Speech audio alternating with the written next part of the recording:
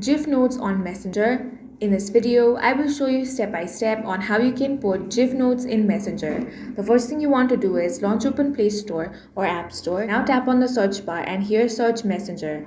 If you find the update option, tap on that and update the app to the latest version. After that, launch open Messenger.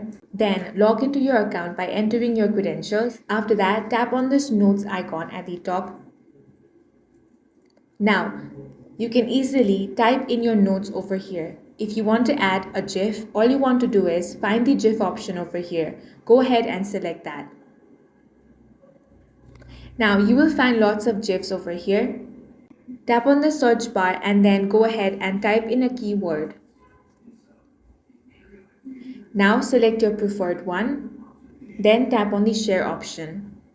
And in this way, you can easily put GIF notes in Messenger. If you found this video useful, make sure to hit the like button and subscribe for more videos like this.